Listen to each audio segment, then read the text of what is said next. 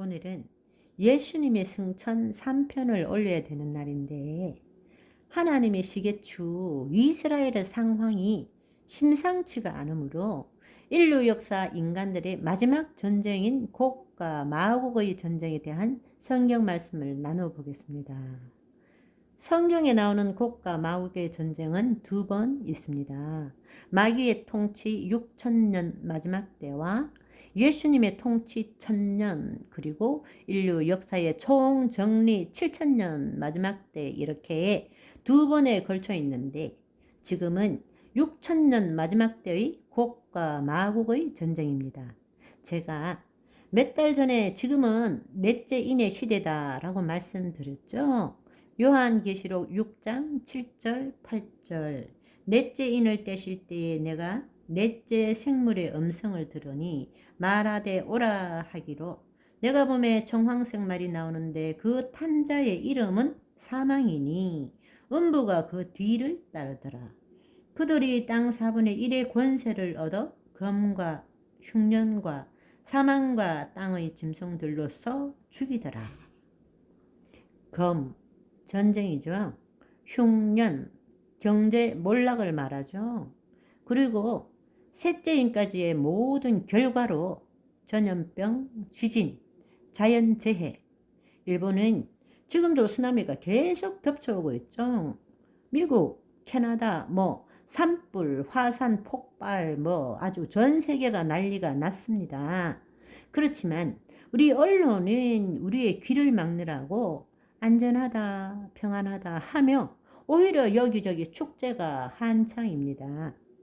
넷째인의 시대, 지금은 인류의 4분의 1이 사망하는 때입니다. 지금 80억 육박하니까 20억이 사망하죠. 그러면 60억이 남는데 60, 숫자 참 기묘하죠. 666 짐승의 표 시대에도 도래할 것입니다. 어둠의 세력들은 자꾸 인간의 몸에다가 뭘 넣으려 하는데, 광명의 천사의 옷을 입고 이거 맞으면 병이 안 걸려, 이거 박으면 아주 편리해, 굶어 죽지 않으려면, 경제 활동을 하려면 짐승과 그의 우상에게 경배하고 이마에나 손에 표를 받아, 그럽니다. 여러분, 길어야 100년도 안 되는 나그네 길 인생에 집착하지 마시고 사나 죽으나 오직 예수님입니다.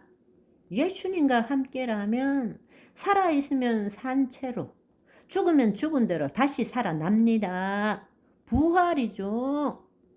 서론이 길어졌네요. 에스겔 38장 16절 구름이 땅을 덮음같이 내 백성 이스라엘을 치러 오리라. 고가 끝날에 내가 너를 이끌어다가 내 땅을 치게 하리니 이는 내가 너로 말미암아 이방 사람이 눈앞에서 내 거룩함을 나타내어 그들이 다 나를 알게 하려 함이라. 여기 고가 끝날에 말씀하시죠. 끝날입니다. 이제 이스라엘을 치러 오는 세력이 나타나면 이 세상은 끝이 난다는 뜻입니다. 약 2000년 만에 이스라엘이 회복된 이후 이스라엘이 복구되고 있는 것이 끝날이 가까이 왔다, 심판의 날이 도래했다라는 말씀입니다. 1948년부터 시작되었죠. 75년 지난 이 시점에 모세는 말했습니다. 우리의 연수가 70이요 강건하면 80이요 그랬죠. 이스라엘의 회복 이유는 이 세상을 심판하는 기지를 삼기 위함입니다. 마지막 전쟁 때에는 이스라엘 땅에서 악한 세력이 모두 심판받습니다. 지금은 이스라엘과 하마스죠. 하마스의 배후는 누가 있습니까? 이란, 러시아, 북한 등등이죠. 이 전쟁이 확장이 되면 동맹국들이 다 들러붙겠죠. 그러면 세계 3차 대전입니다. 지구상에 20억이 사라지려면 피할 수 없죠. 표면적으로 여러 가지 이유를 대지만 실제적으로는 경제적인 문제인 것입니다. 물건을 노력하기 위함이죠. 그 조그마한 나라에 노력할 것이 있겠냐 하겠지만 12절을 보시면 이스라엘 백성에게 나아가서 물건을 겁탈하며 노력하리라 하고 내 손을 들어서 황폐하였다가 지금 사람이 거주하는 땅과 여러 나라에서 모여서 짐승과 재물을 얻고 세상 중앙에 거주하는 백성을 치고자 할 때에 하나님께는 이스라엘이 이 세상 중심지입니다. 하나님의 원래 백성들이 거주하는 땅, 지금 유대인들이 타락했다 해도 하나님께서는 결국 돌아오게 하십니다. 이스라엘은 해상 천연가스와 셰일 유전이 엄청납니다. 이스라엘 연안의 천연가스 매장량은 미국의 절반 수준이고 석유도 17억 배럴이 있습니다. 창세기에 야곱의 12아들을 하나하나에게 축복 예언한 것을 신명기 33장에 더 자세히 풀어서 나와 있는데요. 이사갈에게 너는 장막에 있음을 즐거워하라. 바다의 풍부한 것과 모래에 감추어진 보배를 흡수하리로다. 아셀은 아들들 중에 더 복을 받으며 그의 형제에게 기쁨이 되며 그의 발이 기름에 잠길지로다. 이 말씀이 천연가스와 유전, 원유와 연관되어 있죠. 바다의 풍부한 것, 모래에 감추어진 보배, 발이 기름에 잠길지로다. 4,000년 전에 야곱이 예언한 거예요. 괜히 믿음의 조상이 아닌 거죠. 천연가스가 얼마나 풍부하게 매장되어 있는지 이웃 이집트, 요르단, 유럽까지도 수출하고 있습니다.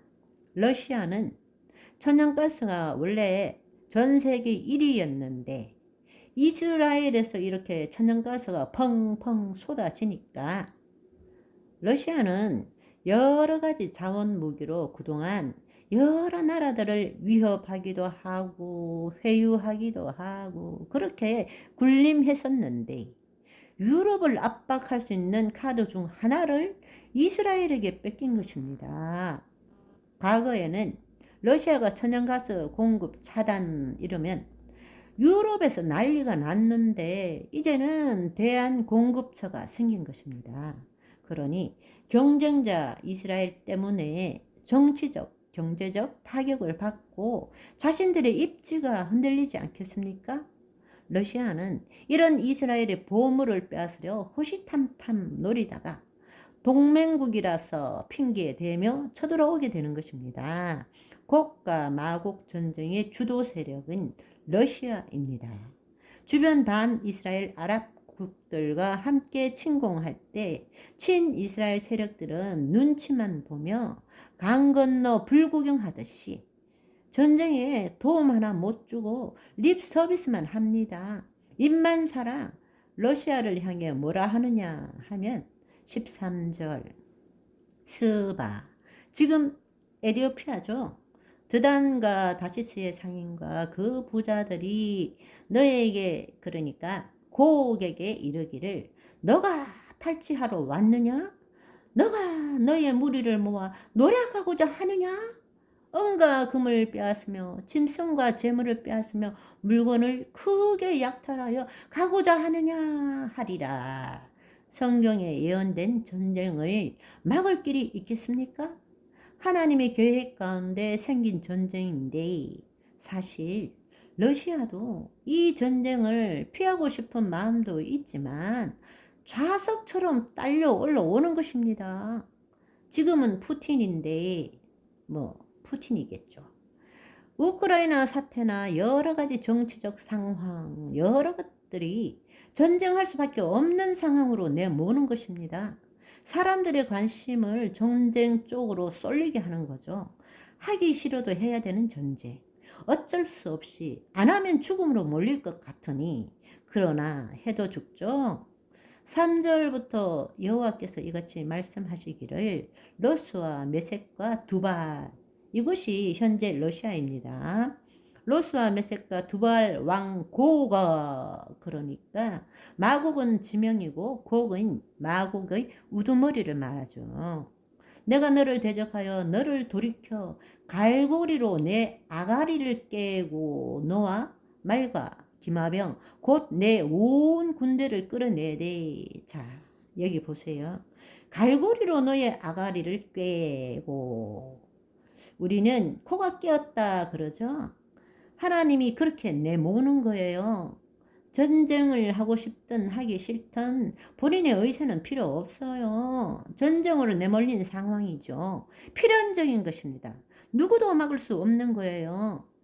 4분의 1, 20억의 사망자가 발생하려면 스가랴 14장 12절 예루살렘을 친 모든 백성에게 여호와께서 내린 재앙은 이러하니 곧 섰을 때에 그들의 살이 썩으며 그들의 눈동자가 눈구멍 속에서 썩으며 그들의 혀가 입 속에 썩을 것이요. 자, 이 말씀은 이 전쟁을 무슨 전쟁이라고 말하죠? 제3차 세계대전은 핵전쟁인 것입니다.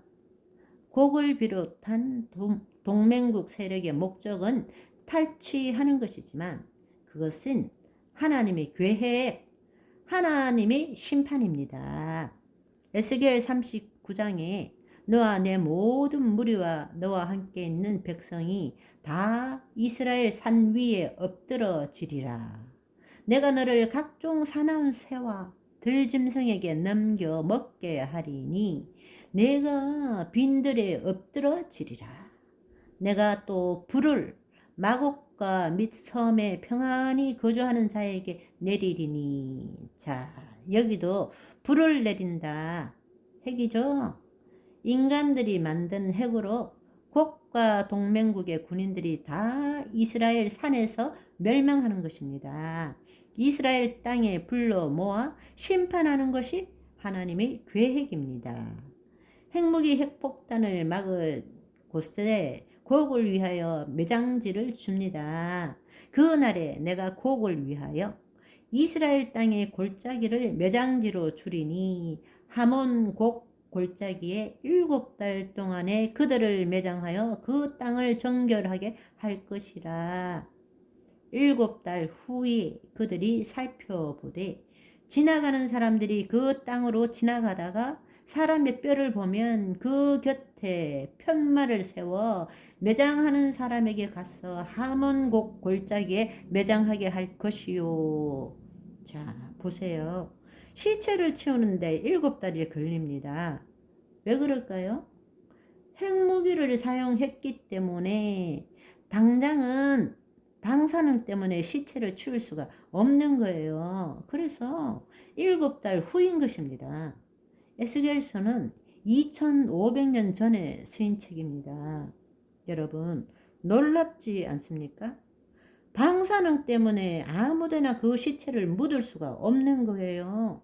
그래서 하몬곡이라는 골짜기에 방사능 처리를 하고 장사해 주는 것입니다.